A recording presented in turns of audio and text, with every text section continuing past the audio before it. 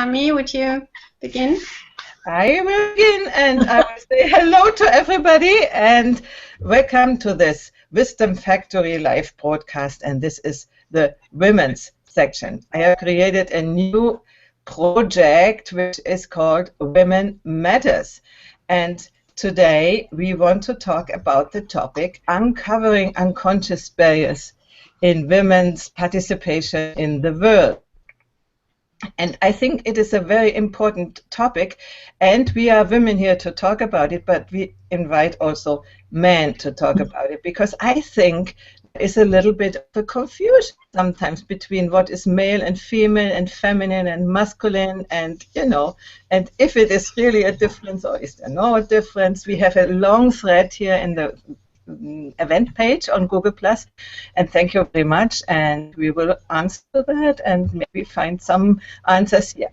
So this was a long introduction. I'm Heidi Hörnlein. I'm normally in the Wisdom Factory together with Mark Davenport, my husband, but as it is a women's topic, and we met together, Tammy and Gertraud, to talk about that topic. And don't join this command. Do that. Do that. He mixes us up. We were talking about that in private.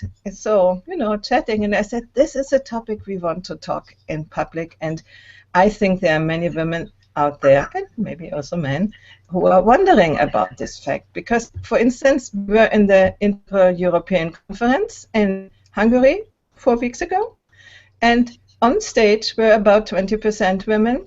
In the participation in the audience, we were balanced. So why are there only 20% of women? This is one topic we want to discuss. Before we go into it, I asked my guests today to present themselves. I would like to give you, Tammy, some 2 minutes to wake up because it's very early at your place, and first invite Gertraud to say something, why you are interested in this topic, what you are doing, and whatever. You have quite a time to present yourself, okay?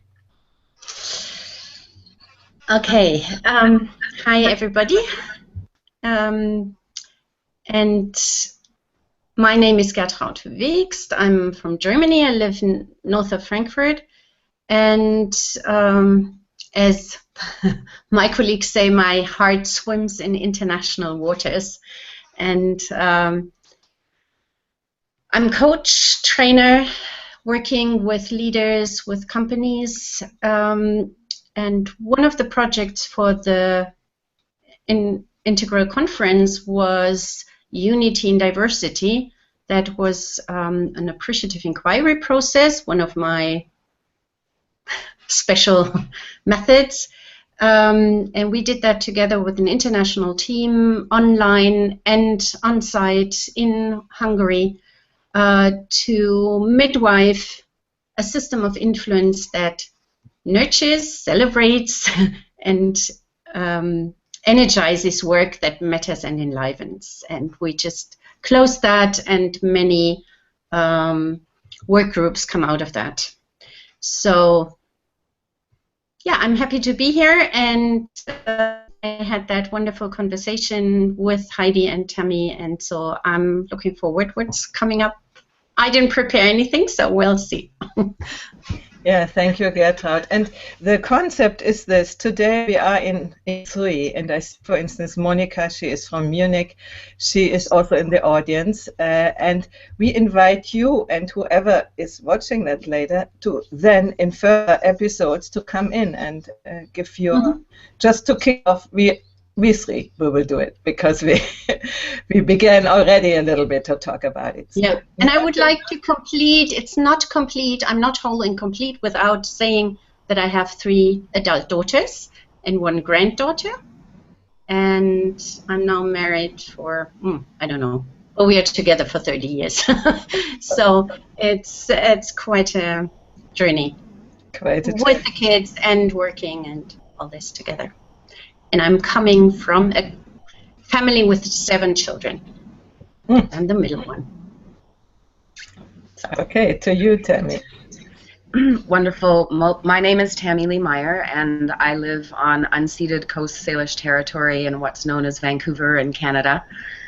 And for the last several years, I've been really looking into new economy movements and into how we present ourselves and how we take ownership over our identity and how we work in the world.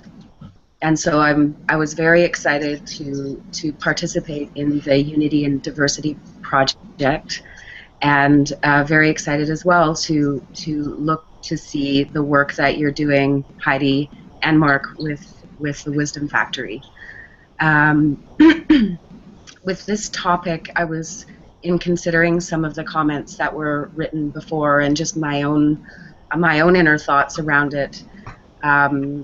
I was really inquiring around this glass ceiling, and I feel like the feminine principle is receptive one. It's listening, and in our world today, where we have people are rushing to get their word in, and it's a very masculine, goal-oriented perspective and way of being that we've been socialized into.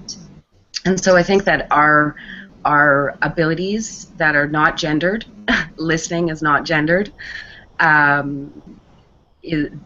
abilities to be able to actually listen to each other, hear each other, and talk together is a beautiful practice to be able to model what it is to be a feminine presence in the world.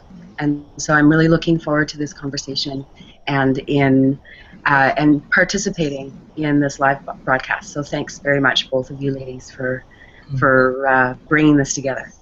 Yeah, and thank you that I got to know you thanks to Gertra, not to her broadcast series. That's really great. Some words to me. Why am I interested in this topic? I think I was always very much the idea that I am a defective man, that I should be sort of functioning like a man. And when I encountered feminine power with Claire Summit and Catherine Woodward Thomas, I understood, oh no, feminine way is different. It needed really this teaching for me to understand that I have neglected a whole part of myself.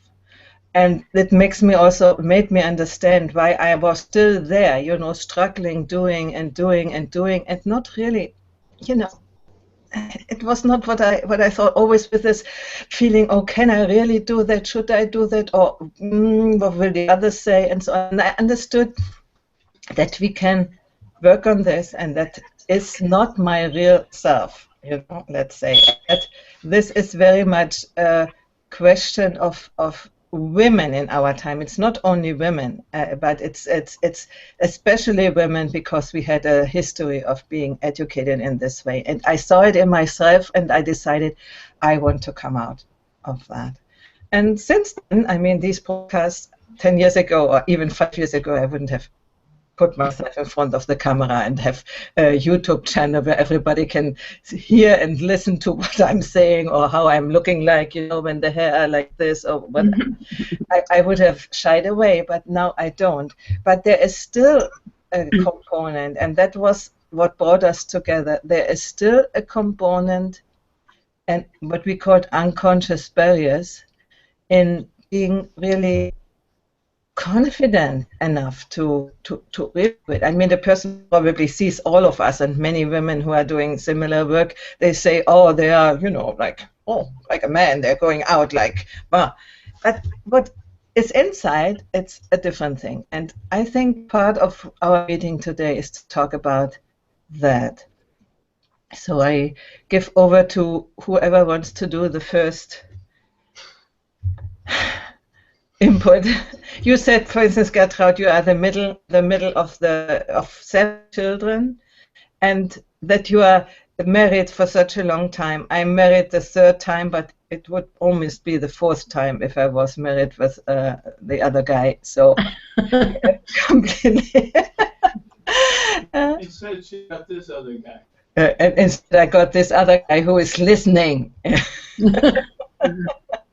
Okay, so would you like to expand on that, what that meant for you and how it influenced on what you are doing or not doing? You mean the sibling? For instance, you were talking about that. You can take whatever point you want and then you jump in. Okay. Well, I was brought up in a family. My father was in war on the Russian side, and he was was prisoner of war and came back only 49. So my parents married pretty late, and then they had 7 children, and I was the middle one. So there were 1 brother, 3 daughters, and then another 3 brothers, and I was the middle one of the girls as well. So actually, my father was very much like, he had principles, Catholic principles, and he was my sister was fighting a lot with him, and I kind of sneaked through. I was always, when they fought, I was under the table or in my room, running upstairs, or so there was much attempt to look at the boys, and we 3 girls were sent to a boarding school, sure, a nuns boarding school, and I was always like, don't show up because otherwise it will hurt you, or better not show up, better be quiet, better not speak up, don't fight for anything. So my sister one day, she said, well, when Dad spanked me, it was over, but you were always afraid. So that was one part, and I can go deeper in that, but so when I said right, you saved yourself by hiding, but at the same time you kept staying in fear that something can happen. Yeah. And this in some way influences our adult life, doesn't it? Yeah.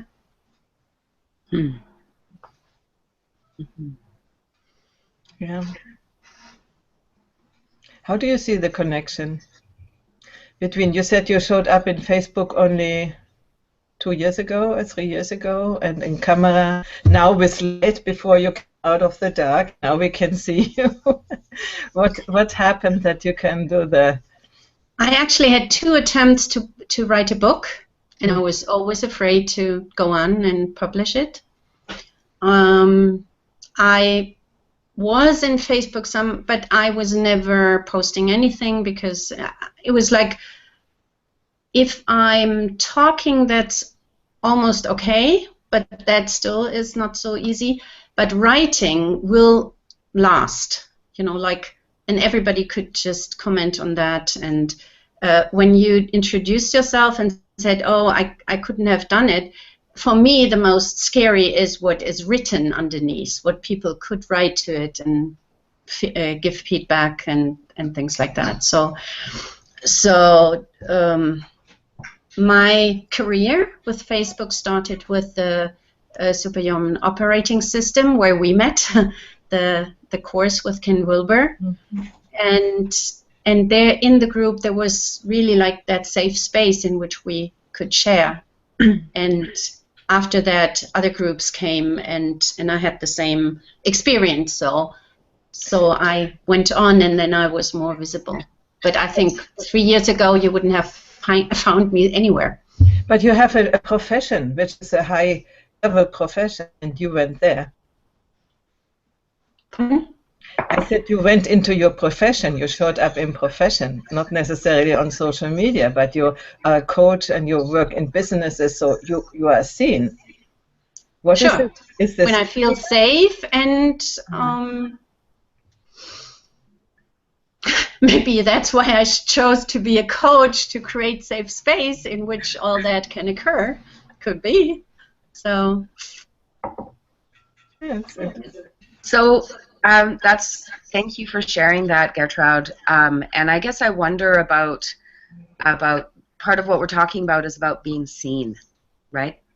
So this feminine piece of holding space. So you've been really working towards being able to hold that space and providing that service for people while transitioning your own, inner work around showing up in the world. And I can really resonate with that for myself as well. And so now with you leading and facilitating groups in this way of and truly being seen, here we are in a live broadcast. What are the pieces of wisdom that have helped you to be able to make that transition?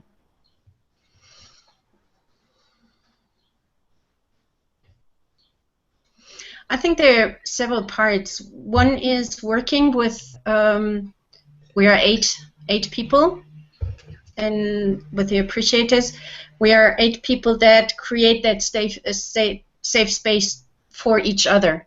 So just being in that realm and showing up and being appreciated the way I am, not the way I should be, that really made a difference. And many years of work, like a therapy, body therapy training, and coaching training, and all kinds of stuff. So, and another part is really the experience that nothing happens, nothing dangerous happens. I think that was the Superhuman Operating System, like 1,000 people in one, and still that safe space. So, can I interfere a moment? We have here watches, and first I want to bring up the comment of Monica. It doesn't come up, comment tracker, but she says feeling safe is key, I guess, for multiple procedures going on inside and out. I'm sorry, normally we can show it on the screen, but lately Hangouts don't do what they should do. And there's another comment too of Vivek. He says the strength of feminine form of human being is inclusivity. And also he says one thing masculine energy cannot do is give birth. This applies not just to another human being, but even new ideas, new products, etc. For that, feminine energy is mandatory. Just take the input also from our audience if you want to jump in for that. So one of the pieces that I'm just trying to also bridge some of what we talked about our experiences with not being recognized for the natural wisdom that we have. And when we were talking the other day in the conversation after the broadcast we had, I was feeling into that space where I might hear a woman talk and have that social conditioning that negates their voice. And so there's this pervasive social conditioning that I can perceive and feel that constrains me. And while I know that that's a bunch of BS, it's also it is present, and so for me, even though I'm someone who knows the inside the importance of all of our voices, I feel that every one of us has so much to give to the world, and that that's a very rich part of our humanity. I could feel that social conditioning, and so it was interesting for me to not just look outside and see how people negate the feminine voice, but to also see that social conditioning that causes me to have those feelings as well. And I just wanted to take that ownership of I experience it too, and it's part of that glass ceiling is we are conditioned to not speak up And I think for me, I look into the world today and I see and feel what's happening, which is part of what motivates me to have these kinds of conversations. And I see that the world is in a very challenging place and needs us to stand up and be strong and beautiful and honest and authentic. And so I really appreciate that context, and I don't want to get caught up in it, because obviously we just actually need to stand up and be honest and true and talk about what it is that we need to do from here to help to midwife. You know, we're talking about midwifing systems of influence. A big part of that is telling the truth and having conversations for the record publicly that model how to share, how to be who we are, not a role, but rather who we actually are, so that we can have those conversations that we have privately, but publicly. And absolutely, and I think what you are saying about the conditioning, social conditioning, this is so important.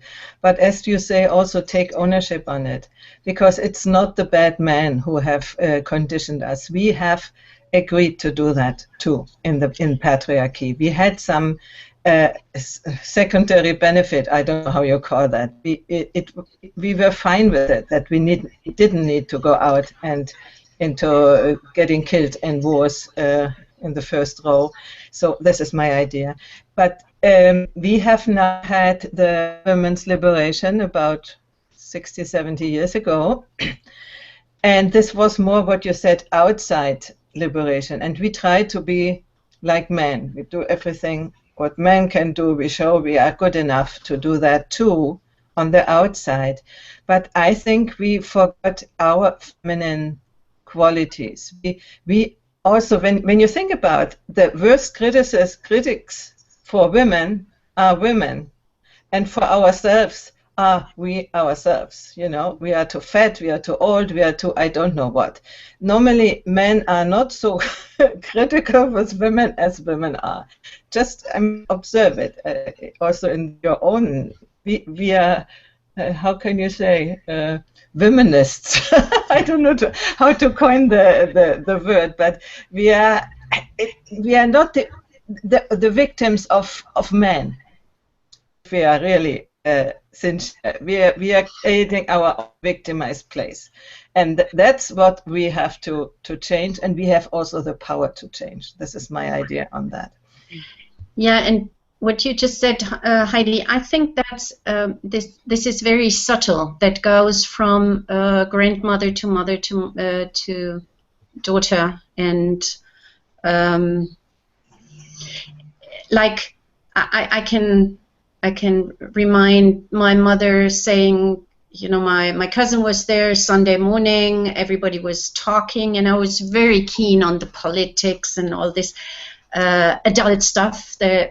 And then my mom said, "Oh, that doesn't interest us," and we had to put the dishes in the dishwasher. Or I had a painting or something I wanted to put on the wall, and took a hammer and a nail, and she said, "Oh, leave it to your dad." So it's kind of there's so subtleties that were that we took on without really noticing. I mean, at that moment maybe, but more and more and more and more, how that built on to, okay, I can't do it, so I'm not so handy because I'm a woman. Yeah. I'm not so handy because my dad didn't show me, and he took the boys into the basement and showed them everything. Yeah. So, you know, this is. It still seems that there is a difference in interest between women and men in technical stuff and so. But this is a question: how much is the conditioning? I wanted to bring in here another argument or another thing which I witnessed. A sort of friend of mine. She told me once, long time ago, that she has psychic qualities. and she didn't want to have them. Her mother had it, and she tried to, also the mother, she didn't encourage it, but tried to push them down.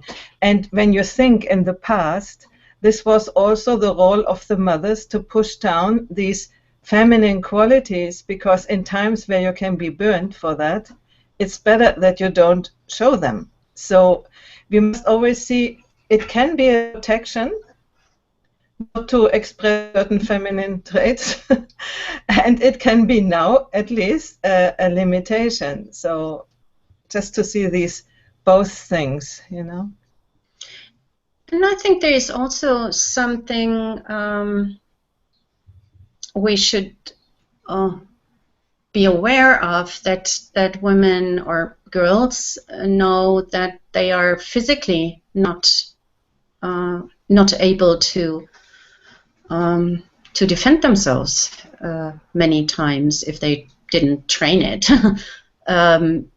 So yeah, he's dead now, but that's happened to the three of us. So it's kind of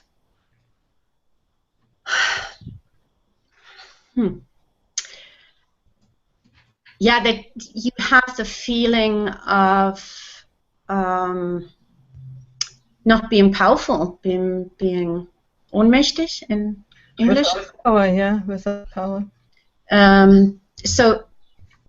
So I think that is also an ongoing thing, and the history has showed it. Or when we look at now the newest news from from the States, where somebody raped and gets just 6 months. So that's also one part. It doesn't mean we are all victims of all men, but there is a part of it, and to overcome that and show up in your womanness, that's not so easy. You say a very important thing about power. As long as power is understood as physical power, let's say, then the men are really more powerful. We see it in the competitions, no, Olympiads, when women don't arrive there. But fortunately, we are now coming to a time where the physical power is not needed anymore so much, and so it's sort of devaluated. And so we can develop other ways of being powerful, and this is where the feminine comes in. The feminine power is different. I want to see here now, Monica says, yes, but not to exclude women from what they are about to do, independent of gender. I think that is a conversation she is doing with Vivek in the conversation. I think, yeah, we often get caught into gender. Mm-hmm. Yes, many feminine qualities are more easily embodied by women, but it doesn't mean that it is necessarily like this. Just. Sure. No, I just wanted to say that there are historic things that add to that experience, and that what mothers give to their girls to, and I think it's kind of protection as well, what has been handed down. So. Yeah, I do like to take this conversation beyond gender, because I think that we're talking about feminine qualities and we're talking about masculine qualities and how they play out. And you know, one of the things that I here living in what's known as Canada, on unceded Indigenous territory, I think that there's a correlation between a different paradigm and worldview, and many Indigenous people don't consider themselves owners of the land. They consider themselves caretakers of the land, and so there's a feminine quality to what that is in holding space for that environment as a larger system. And I think that globally we have all of these examples of what it is to win what it is to own, and those are a part of the corporate, patriarchal, and colonial way of which is very male. I own this, and whereas the feminine is more identified with the whole system in that sense of receptivity. And I think that we have an opportunity now to be able to model a different way of being, but it's not simple, because we kind of have to show it by doing it, and that means listening. That means reframing some of the debates that we have in how we talk to each other, how we listen to each other, and that exchange. And it's my hope and it's my belief that through having these conversations, by being seen and broadcasting these perspectives, we can show how it is that we can construct a new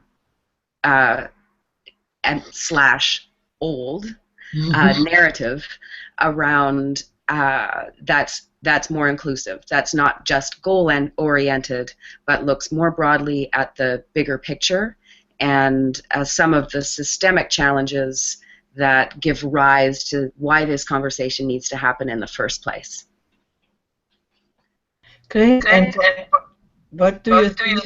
Oh, I hear one now. What do you think? What feminine energy, where is it needed, and how?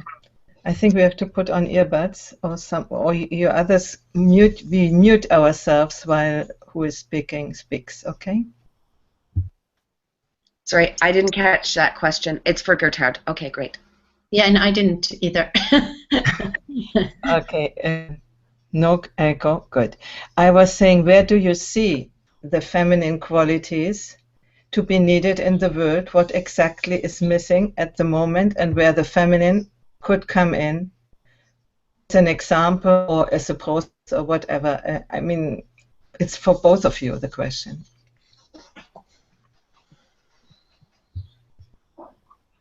I think it's not a matter of either feminine or masculine. It's also a matter, when we talk about spiral dynamics or integral, it's also a matter of development. So to transcend and include the other stages, that includes masculinity and femininity on another level. It's not either or. And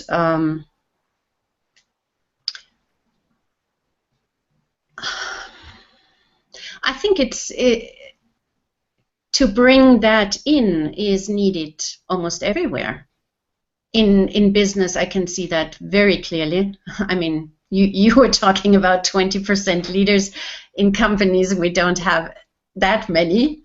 So the conference was almost a lot more than I get with the others.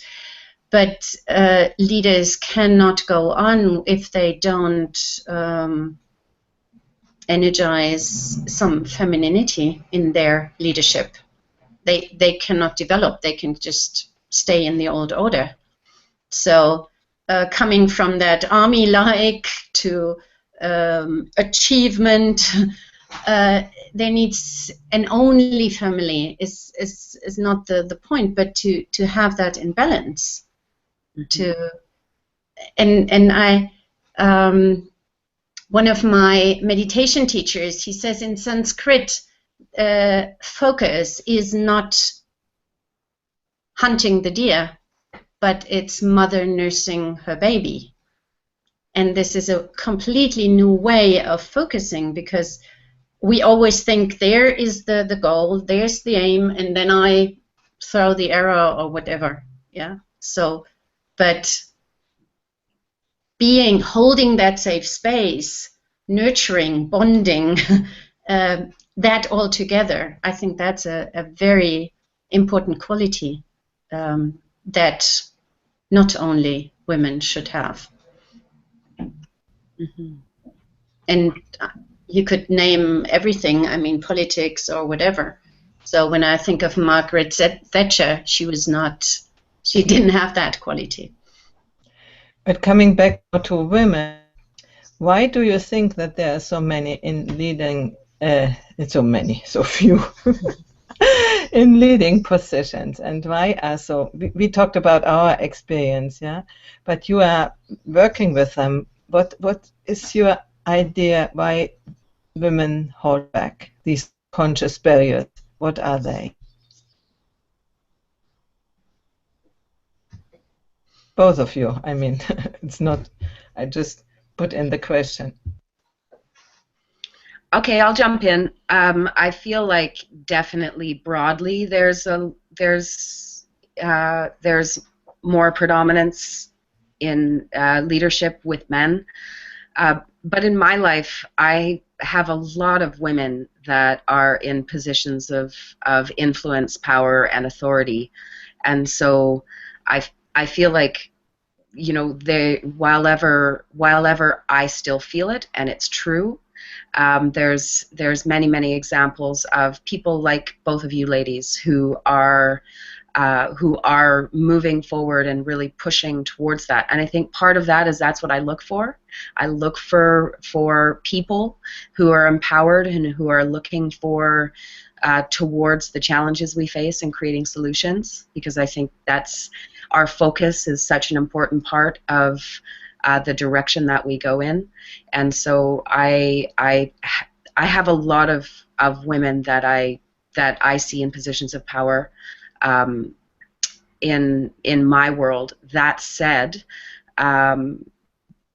I think that we need to still work there, and I'm really interested in that space, Gertrude, that you were talking about inclusion, and I wanted to of both sides in us, and I love that image of rather than the male or the masculine looking at that deer and shooting that arrow as being the idea of focus, that the idea of focus could also be nursing a child.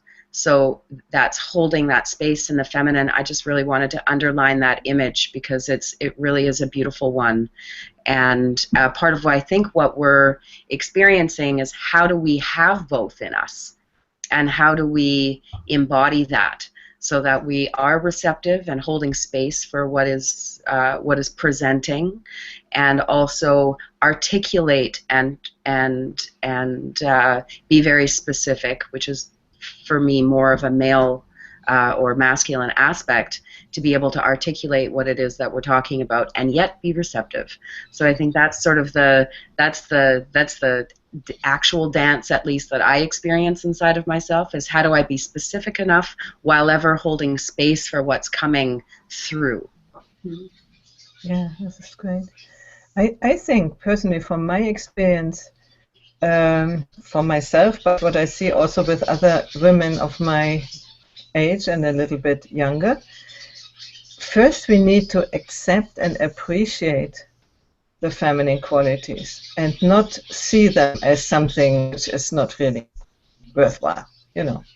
I mean, you are not as productive, so what, when you are in your creative space, you know. I mean, as a child, I got the message, you have a blühende Fantasie, a flourishing fantasy, and it was meant negative. Yeah. I should stay to the fact, do the things, and I was very much educated as you know, left brain, left here, going with the logic and be good at school, be good in university, and my inner self has boycotted that all the time. No, I went into singing. That was for me the feminine aspect to survive, to get the right brain into the game. But I still sometimes, I mean, it's much better now, but at least up to my 50s, I didn't really appreciate the feminine. I didn't even really know what it was, because I was so much oriented towards the masculine. Other people said, I'm very feminine. I said, I am feminine. I don't even know what that is, you know. So just to bring that in, because our development was, as all developments are, first push back what was before, and then it should be integrated. And when we wanted to be liberated as women, we pushed back our feminine thing, I think, which was remained, and wanted to be men, and now it's men, masculine. Now it's time to reintegrate it. And what you said, Gertrud, and I think you should talk a little bit more about it, because the people know, you said the appreciation is a very, very great thing, which we are not very good in doing. And can you talk a little bit more about that, about the procedures and what you're doing there?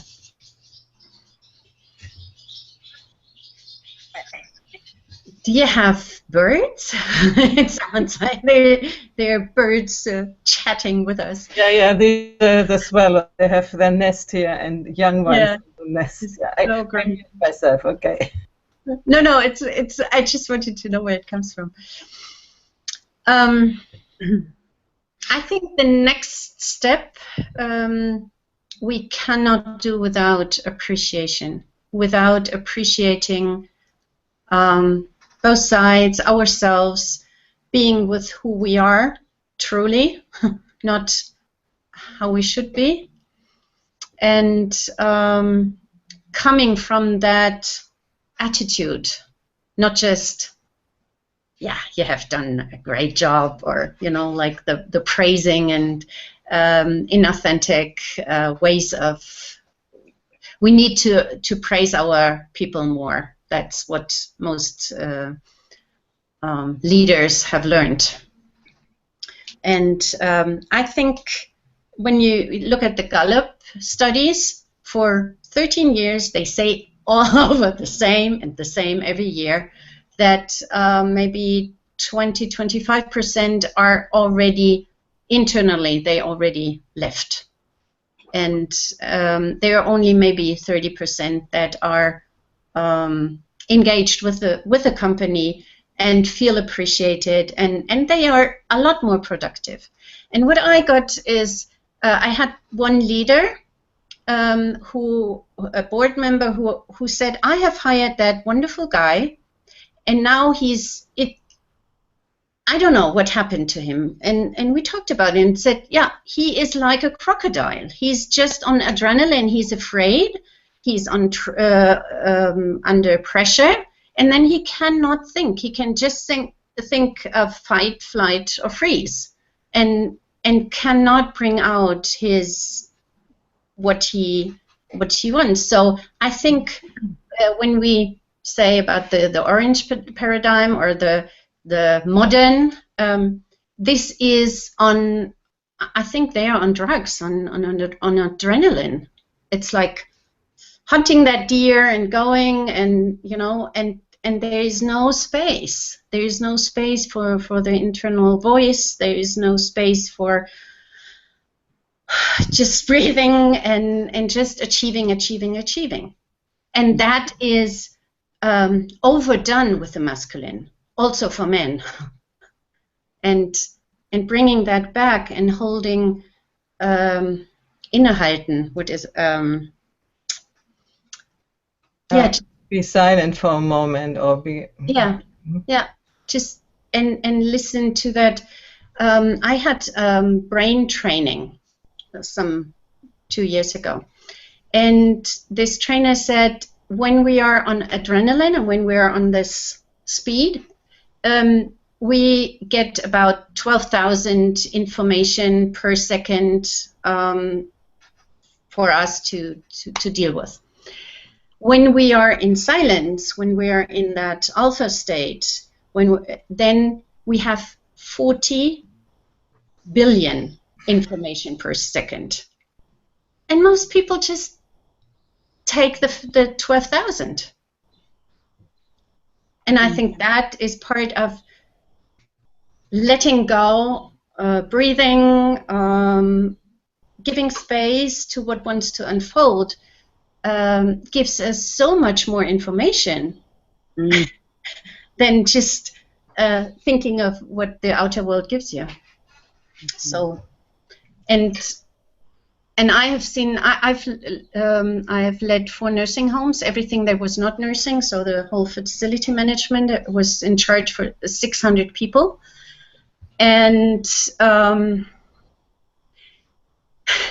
my colleague, he was always in the meetings with the mayor, or I don't know, he was so representing, and I was more in charge of, you know, taking care of the people. And then after a while I thought, well, then he got the leadership and I didn't. So I was like, what is that we do the work but don't show up? And in the normal realm, it's about representing and being visible and having the right connections and things like that.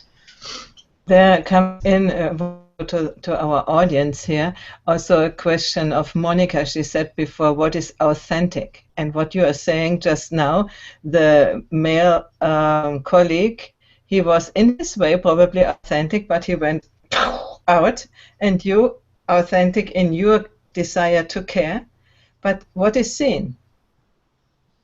What is seen? When we are authentic in our way, I think the feminine way is not so loud. It's not so show off. No? So how can we get seen without doing the same noise as many of the masculine male colleagues do? So this is a question. It's really a question. Mm-hmm. And I just out of my head, we need really to create a feminine culture, but first between us, before we ask men to give it to us or grant it to us. You know? Talking about appreciation that starts with myself. Exactly. Learn to appreciate, really appreciate ourselves and then also the others, but first ourselves. And I think, I don't know how it is with men, but with women I've met it so often that the self-appreciation comes last. So it's really, really, really difficult. I don't know you, is it your experience too? I'm interested to think into together what power is in this context as well, because that's part of what we're talking about, is that men have the masculine way of doing things has been given more power, and a lot of what the power of the feminine is around holding space for and being receptive, which is a really important piece, right? And there's a lot of power in listening. That's where you can actually deeply gain that wisdom and really have it. So in speaking to authenticity, I think there's a bit of a fake it till you make it male attitude of we've got this all together. Well, I think that inside, if we're authentic, we know that we don't actually have this all together.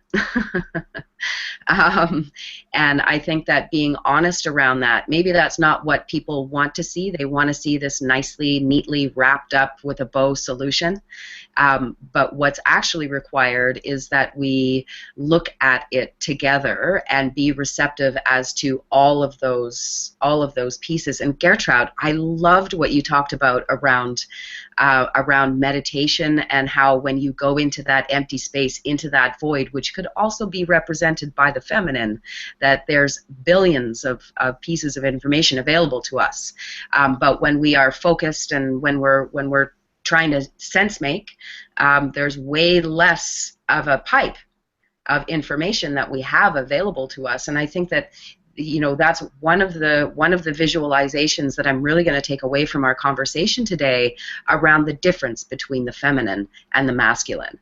So that was really fascinating to think into that and to feel into that, because I know from my own experiences in meditation that there is that incredible depth of connection that I feel in that space of void when I'm lucky enough or consistent enough to get there with my meditation practice.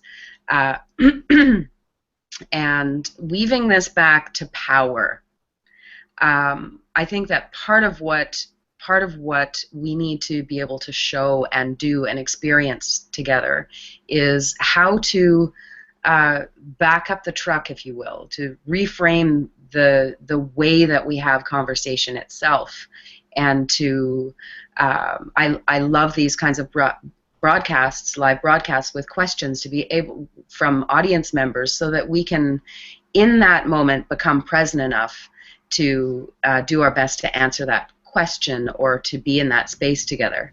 And it's a different way of modeling power. And yeah. There is already many more questions than I could bring up. I mean, read at least. Monica says, for instance, how can we be seen without doing the same noise like men? And then Vivek doesn't agree with me, because he says being loud is a sign of being unsure. Anyone who is quiet is confident and achieve a lot more than those who are not loud. Vivek, I personally disagree with that. It can be, but it's not always the case. There are people who are loud, who are insecure, and there are people who are loud just because they are loud. And there are people who are silent, and they are very insecure. So we cannot make these generalizations. Gertrud, you want to say something? Yeah. I think there are two things I would like to add. One is we talked about adrenaline, and I think we go on oxytocin. So the breathing is different. Like belly breathing goes more into oxytocin. Bonding is more, or asking for help is supporting that bond and gives more oxytocin. So I think men can tolerate more adrenaline. It can be overdone, sure, but they can tolerate it. And I get it for myself. I learned it from Ellie Drake, and after that, I could be with male people on stage, just, high five and whatever, because I had that breathing to breathe into my belly and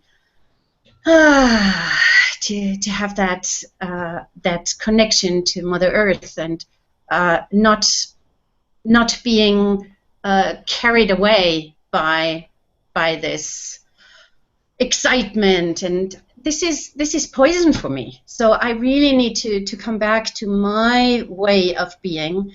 And the second part I would like to say is, I think that women need something they want to protect, something that their baby, so to say. When they could fight 10 men if they want to protect their baby. So it's kind of going for what's really important for me. I think women have more trouble just being successful as such, but having something that is important, or a purpose, or whatever you call it, really have that calling and going for that, nurturing that baby and going with that, then we can be as powerful, but in another way. Yeah, I want to add something here. The feminine power is also an aspect of feminine power is to do at the moment what needs to be done without making a plan. When there is an emergency, we just do it. We don't think, oh, what is the best thing? We just do it. There is this story of the woman who lifted up a car because her baby was under it. She didn't think about, can I do that? She just did it, Yeah, or this was the way I met Mark, by this argument, because on Facebook they were thinking about how to do blah, blah, blah, blah. And I told them, in Berlin, to take away the after the war or the rotten houses, the broken house from the street, they were women. They just did it. They built a chain and took away all this stuff, no, to liberate the streets. But men, how do we do that? How can we organize that? Or here, the last example in Italy, the earthquake in in Aquila, when the men were still thinking how to do it, and it was after half a year, nothing has happened. And women, they organize a bus, they connect the people. Where did you end up? Where did you end up? And exchanged information between the scattered people because they had to go away from their houses. They were broken. While men were still thinking about what they could do. So I think this is a quality of women being sort of comfortable in the unknown. They don't know where to go, but they, you know. Yeah. It's emergent. It is. Kind of like this conversation. Oh yeah, I'm really glad that you came, and I really invite other women to come in. I think would still the inside room. I would still keep it with women, because to collect the feminine in our being women, I think this is an important thing still, because I was talking before with Vivek, have lived a different past, men and women, and we are still in the patriarchy. We had a sort of a cover, and we still have to become comfortable to live in freedom. We have it now from outside, at least in the Western world, but we, as you said before, Tammy, there is still something inside, and I think this is our women's past, which we need to elaborate. And that doesn't go. What? Sorry. And that doesn't go without appreciation, because otherwise we are in a crap. Absolutely.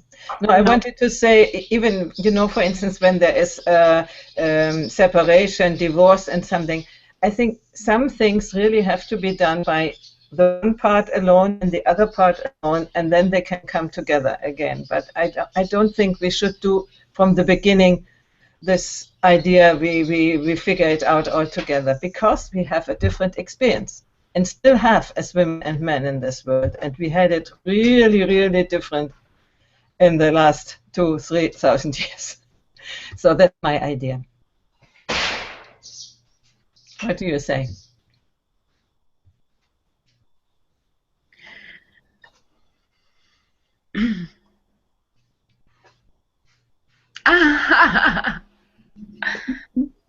Go ahead.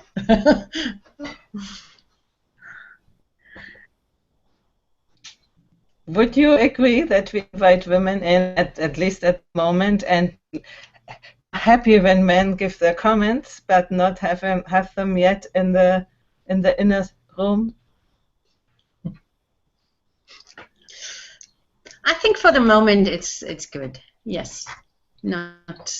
Yeah. Sorry, Mark.